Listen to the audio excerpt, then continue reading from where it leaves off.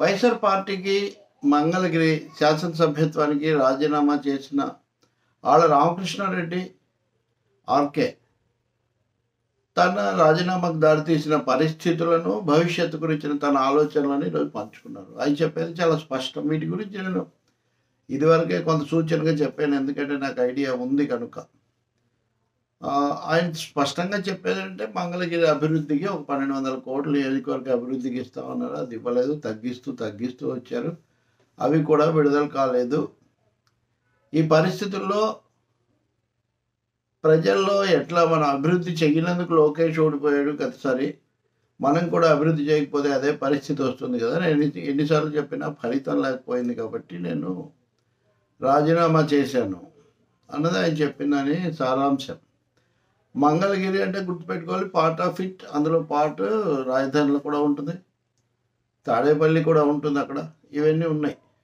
So ఆయన రాజీనామా అన్నది ఒక విధంగా నేరుగా వైసీపీ అధినేతలందరూ ఉండే చోట ఉన్న శాసనసభ్యుడి రాజీనామా.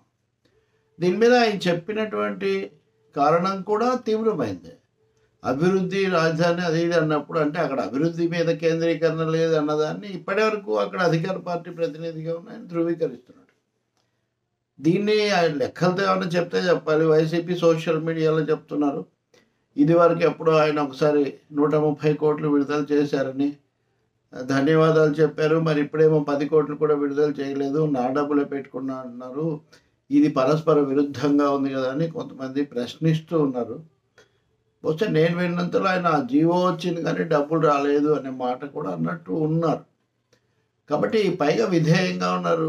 అప్పుడు విధేయంగా ఉన్నారు, ఇప్పుడు ఎందుకంటే విమర్శిస్తున్నారంటే ఆ తర్వాత ఆయనకు అనుభవాన్ని బట్టి ఆయన విమర్శిస్తున్నారు. నాకు తెలిసిన ప్రకారం ఆయన అభ్యర్థిగా ఆయన మారుస్తారు అన్న కారణం కంటే కూడా మంత్రివర్గంలోకి తీసుకోలేదు. ఆయన వచ్చేసరికి గెలిస్తే మంత్రివర్గంలోకి తీసుకుంటారన్న హామీ కూడా ఆయనకు లభించలేదు. అంటే ఈ నియోజకవర్గ అభివృద్ధికి నిధులు ఇవ్వట్లేదు, జరిగేటటువంటి వ్యవహారాలు, నిర్ణయాలు, అధికారులు ఈ విషయాల్లో నాకేమీ వాయిస్ లేదు. మూడవది భవిష్యత్తుకు సంబంధించి కూడా నాకు హామీ లేదు. అటువంటిప్పుడు నేను ఇంకా ఎన్నిసార్లు శాసనసభ్యుడిగా ఊరికినే ఉండటం ఈ పార్టీ తరఫున, పార్టీలో నాకేమి తూకం లేనప్పుడు అనేది ఆయనకు ఒక నిస్పృహ, లేకపోతే నిరసన, నిర్వేదం, వీటిలోంచి రాజీనామా చేశారనేది స్పష్టమవుతుంది. రాజీనామాను కూడా ఇన్ని రోజులు ఆమోదించినట్టు ప్రకటించలేదు అనుకుంటా. ఎప్పుడైనా ఆమోదించవచ్చు, నేను ఫార్మాట్లోనే ఇచ్చానని కూడా ఆయన చెప్తున్నారు. అయితే ఇక్కడ రాజీనామా చేసిన తర్వాత ప్రభుత్వం మీద అధికారంలో ఉన్న వాళ్ళు ఎవరైనా అభివృద్ధి చేయకపోతే ఓడిపోతారు, గతంలో వాళ్ళలాగే ఇప్పుడు మనం ఎవరమైనా అనే మాట కూడా ఆయన అన్నారు. ఇక రాజకీయంగా మటుకు వైసీపీ, టీడీపీలకు ఇద్దరికీ కూడా ఉపయోగపడే కామెంట్స్ ఆయన చేశాడు. అందులో ఒకటి ఏంటి అంటే, గతంలో అమరావతి రాజధాని ప్రాంతానికి సంబంధించిన చాలా కేసులు వేశారు. లోకేష్ గురించి కూడా వేసినట్టున్నారు.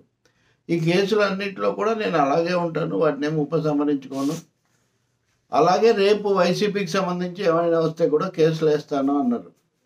సో ఇది ఏమనాలి, విన్ విన్ సిచ్యువేషన్ లాగా, ఇది లూజ్ సిచ్యువేషన్ లాగా, ఇద్దరికీ అదే. అన్నిటికంటే కీలకమైనది ఓటుకు నోటు కేసులో రేవంత్ రెడ్డి, చంద్రబాబు ఇద్దరు ఉన్నది కదా. దీంట్లో ఆయన సుప్రీంకోర్టు దాకా వెళ్ళాడు, ఆ వాయిస్ శాంపుల్స్ కూడా తెప్పించడం ఏదో అయింది. సరే, ఆ కేసు ఇంకా ముందుకు పోతుందని అనుకోవట్లేదు, కానీ దాన్ని అయితే నేను వదిలిపెట్టను, ఎప్పుడైనా అక్కడ నేను తప్పకుండా హాజరవుతాను అని కూడా చెప్పారు. ఇవి రెండు కీలకమైన విషయాలు. అంటే తెలుగుదేశం మీద గతంలో వేసిన కేసులు నేను వెనక్కి తీసుకోవట్లేదు, వాటిలో అవుతాను, భవిష్యత్తులో వైసీపీ మీద కూడా పెడతాను. ఎవరు ఇక్కడ వాళ్ళిద్దరు అనుకోగలిగిన పరిస్థితి లేదు.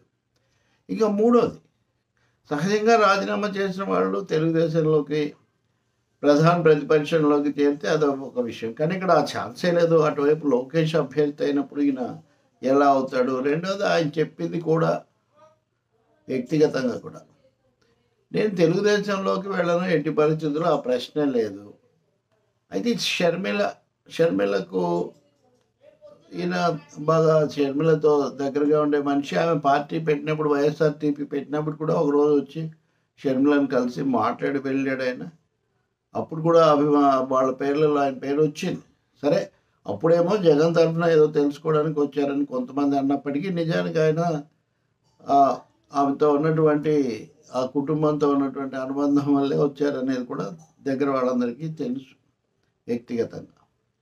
ఇప్పుడు షర్మిల కాంగ్రెస్లో చేరుతారు ఇవన్నీ వచ్చినప్పుడు ఆయన షర్మిలతో నేను వెళ్తాను, దీనికి జస్టిఫికేషన్ లేదా దీనికి కారణం ఏంటంటే వైఎస్ కుటుంబంతో ఉన్నాం అనేది ఒకటి.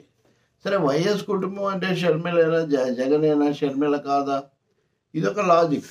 ఆ ప్రశ్న కూడా కొంతమంది సోషల్ మీడియాలో ఆయన వైసీపీ వాళ్ళు అడుగుతున్నారు. పార్టీ మారి ఇంకో పార్టీలోకి వెళ్ళిపోతే నేను వైఎస్ కుటుంబంతో ఉంటానంటే దాన్ని కూడా తప్పు పట్టాల్సిన అవసరం ఏమి లేదు. కానీ అసలు షర్మిల కాంగ్రెస్లో చేరతారు సందేహం లేదు అన్న సమాచారం కూడా ఉంది. అయితే తేదీ సమయం ఎప్పుడు, ఏ హోదాలో అన్న విషయాలు ఇంకా ప్రశ్నార్థకంగానే ఉన్నాయి.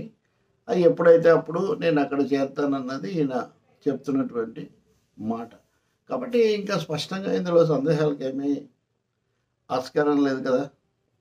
మూడోది, దీన్ని అవతలి పార్టీయో లేదా ప్రత్యర్థిలో ఉపయోగించుకునే అవకాశం కూడా లేదు. షర్మిల వచ్చినప్పుడు కాంగ్రెస్లో చేరిన అది కూడా వేరే పార్టీ, ప్రత్యర్థి పార్టీయే. కానీ ఆంధ్రప్రదేశ్లో ఇప్పటికిప్పుడు వాళ్ళు అధికారంలోకి రావటమో లేకపోతే జగన్కు ప్రధాన ప్రత్యర్థులుగా ఉండటమో బహుశా జరిగే వ్యవహారం కాకపోవచ్చు.